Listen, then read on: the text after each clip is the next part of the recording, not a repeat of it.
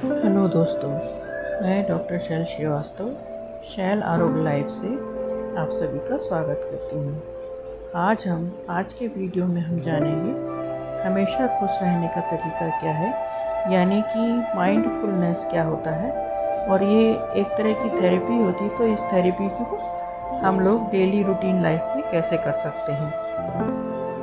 तो हमेशा खुश रहना यदि आप चाहते हैं तो माइंडफुलनेस का सबसे बेस्ट तरीका क्या है ये जानिए। ये कैसे की जाती है, इससे क्या फ़ायदा होता है, आदि आदि। तो चलिए हम लोग वीडियो शुरू करते हैं। हमेशा खुश रहने का एक बहुत ही अच्छा तरीका है और वह है माइंडफुलनेस। अब आप सोच रहे होंगे कि भला ये क्या है और कैसे होता है। दरअसल माइंडफुलनेस ऐसी थेरेपी है जिसके ज़रिए हम अपने अंदर, अपने आसपास हो रही घटनाओं या परिस्थितियों के प्रति जागरूकता पैदा करते हैं। यह एक तरह से ध्यान का ही रूप है। बस फ़र्क यह है कि ध्यान लगाने के लिए एक तय वक्त पर अलग से कोशिश करने के बजाय माइंडफुलनेस में हमें जिस लम्हा जहाँ होते हैं अपना पूरा ध्यान वहीं लगाना होता है और उस लम्हे को पूरी तरह महसूस करना और जीना होता है। इससे हमारी खुशी कई गुना बढ़ जाती है। माना जाता है कि माइंडफुलनेस तकनीक की रेगुलर प्रैक्टिस करने से हम खुश रहना सीख जाते हैं। इसके ज़रिए हम मौजूद लम्हे से जुड़ जाते हैं और उसे स्वीकार कर लेते हैं। इससे ये डर खत्म हो जाता है कि इस लम्हे में ऐसा होता तो क्या होता, या फिर हम ऐसा चाहते तो वैसा नहीं हुआ, आदि। जब हम सच्चाई को स्वीकार कर लेते हैं तो खराब परिस्थितियाँ भी हमें परेशान नहीं करती हैं। हम मान लेते हैं कि हम इस परिस्थिति को बदल नहीं सकते। हाँ, अपने रिएक्शन या प्रतिक्रिया को जरूर बदला जा सकता है। इससे धीरे धीरे हमारी स्थिति को स्वीकार करना और उसमें खुश रहना सीख जाते हैं। माइंडफुलनेस के तरीके क्या होते हैं? देखिए, सबसे पहले तो सांस पर ध्यान देना होता है, माइंडफुलनेस ब्रीथिंग। इसके बाद ध्यान देकर उसे सुनना होता है।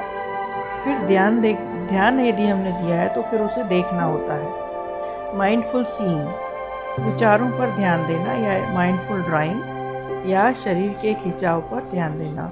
Mindful body stretching. ये 5 तरीके होते हैं जिनको हमें अपने ध्यान में रखना होता है।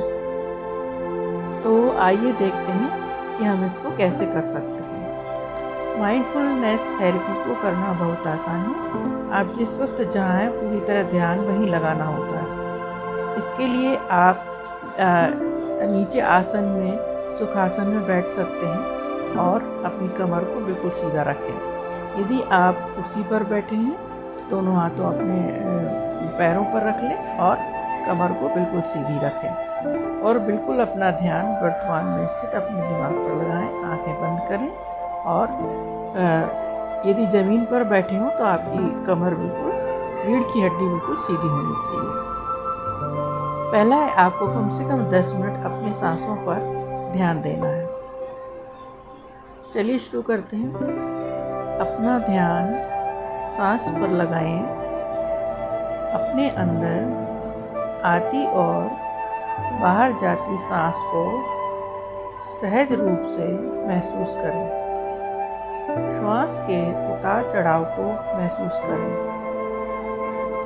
एक हाथ पेट पर रखें और गौर करें कि जब आप सांस लें तो पेट बाहर की तरफ जाए और जब सांस छोड़ें तो पेट अंदर की तरफ जाए।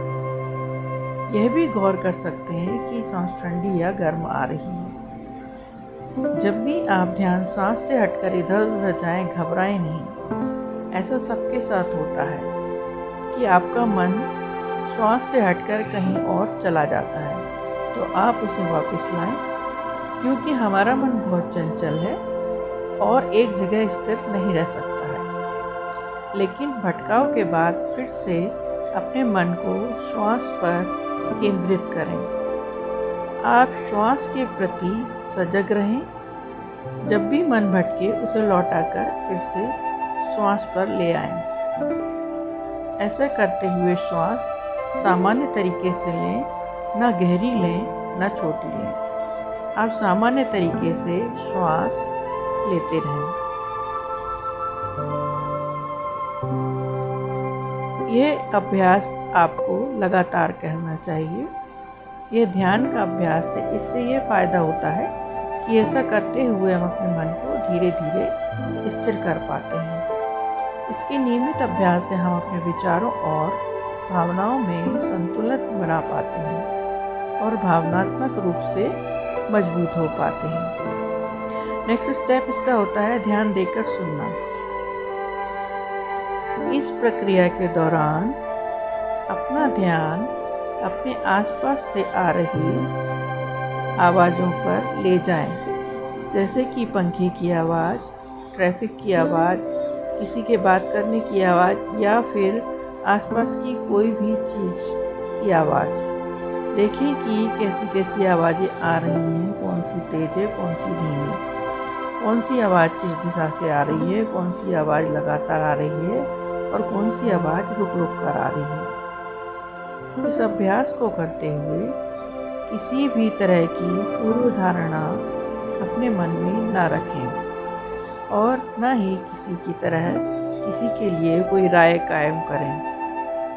यह नहीं सोचें कि यह आवाज़ न होती तो अच्छा होता। हर तरह की आवाज़ को स्वीकार करें, बस आवाज़ पर ध्यान केंद्रित करें।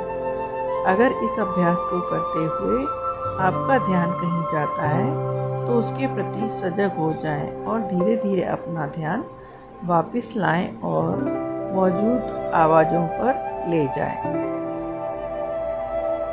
यदि आपका मन बार बार अलग अलग आवाज़ की तरफ जा रहा है तो बिल्कुल भी परेशान ना हो। न ही खुद को किसी एक आवाज़ पर रोकने की कोशिश करें। यह न सोचें ये आवाज़ न होती तो अच्छा होता।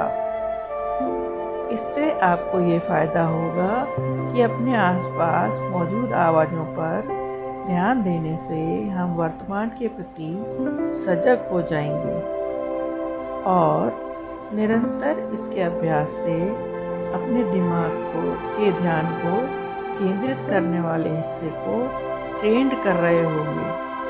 यह किसी भी काम को बेहतर तरीके से करने के लिए हमें ट्रेंड करता है।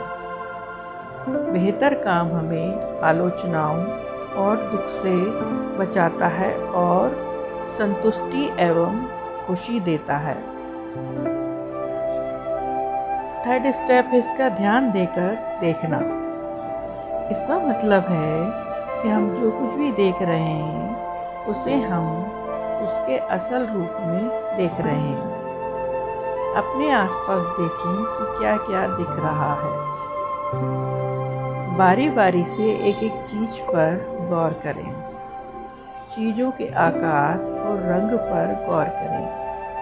देखें कि उस चीज़ की सतह ठोस है या नरम, खुरदुरी है या चिकनी। आमतौर पर जब हम कुछ देखते हैं तो कुछ पूर्व धारणा बनाकर देखते हैं और सही गलत अच्छे बुरे का फैसला करने लगते हैं। ऐसा बिल्कुल भी ना करें। अगर ध्यान करते समय किसी चीज़ के अच्छे या बुरे के बारे में सोचने लगें तो उसके प्रति सजग होकर अपना ध्यान उस चीज़ के असली रूप पर ले आएं, यानी कि वहाँ से अपना ध्यान हटा लें। इससे ये फ़ायदा होता है कि किसी भी चीज़ के सभी पक्षों पर ध्यान दिया जा सकता है, लेकिन ध्यान देकर देखने से हम सभी पक्षों को देख पाते हैं। यह अनजाने में होने वाली गलतियों से हमें बचाता है। जब हम समस्या को समग्र रूप से देखते हैं तो समाधान भी बेहतर निकालते हैं। यह हमें खुशी देता है।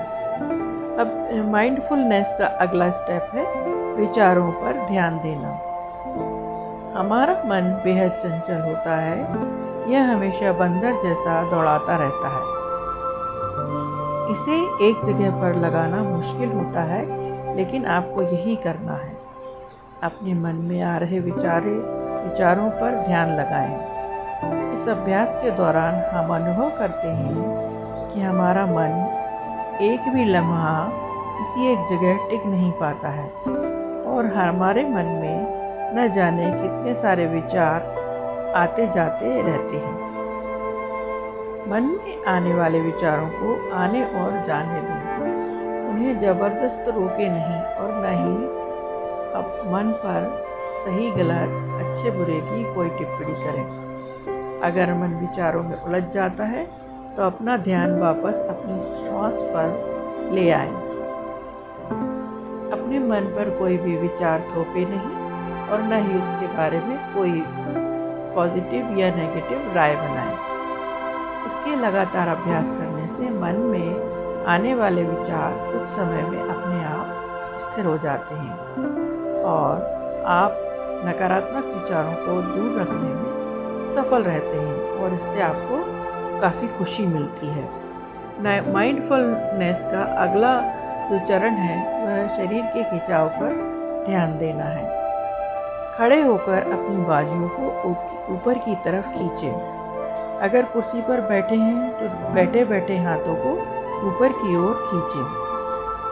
फिर अपना ध्यान बाजुओं पर केंद्रित करें। उंगलियों से कंधों तक ध्यान देकर जाएं। फिर ज़मीन पर बैठकर पैरों को सामने फैलाकर तानें। अगर कुर्सी पर बैठे हैं तो पैरों को सामने की ओर स्ट्रेच करें। इसके बाद पैर के पंजों से लेकर टखने और पूरे पैर पर ध्यान लगाएं और उसे स्ट्रेच करें। यह अभ्यास जल्दबाजी में नहीं करना चाहिए। बारी बारी से हाथों और पैरों को स्ट्रेच करना चाहिए। इससे क्या फ़ायदा होता है?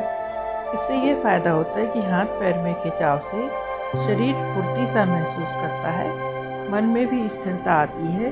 तन की फुर्ती और स्थिर मन आपको सफल बनाता है और इससे आपकी ज़िंदगी में खुशियाँ आती हैं। आखिर में 2 मिनट के लिए बिल्कुल शांत बैठ जाएं। अपनी आंखें बंद रखें।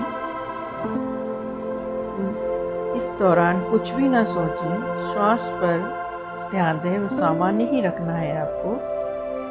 यह आपको सामान्य स्थिति में लौटने में मदद करेगी। यह जो आपका माइंडफुलनेस के जो तरीके हैं, इनसे क्या फ़ायदा होता है आइए हम जानते हैं। इनसे तनाव से मुक्ति मिलती है, याद रखने की शक्ति में इजाफा होता है, एकाग्रता बढ़ जाती है, भावनात्मक स्टेबिलिटी हो जाती है, शांति और खुशी का एहसास होता है, हाइपर एक्टिविटी कम होती है, गुस्सा कम आता है, एक दूसरे को समझने की क्षमता में बढ़ती है, फैसले लेने की क्षमता में इजाफा होता है और हमारी जो नींद जो है हमारी बेहतर हो जाती है। तो इस तरह से हम देखते हैं कि माइंडफुलनेस के जो चरण हैं उनको करने से हमें काफ़ी लाभ मिलता है। तो हमें प्रतिदिन जो भी हम ध्यान लगाते हैं उसको करना चाहिए और जो हम ध्यान करते हैं उससे हमारा दिमाग और शरीर मन सब कुछ स्वस्थ होता है।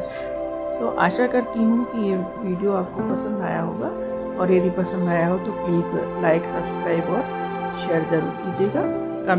कमेंट करके बताइएगा कि ये वीडियो आपको कैसा लगा। आपका बहुत बहुत धन्यवाद।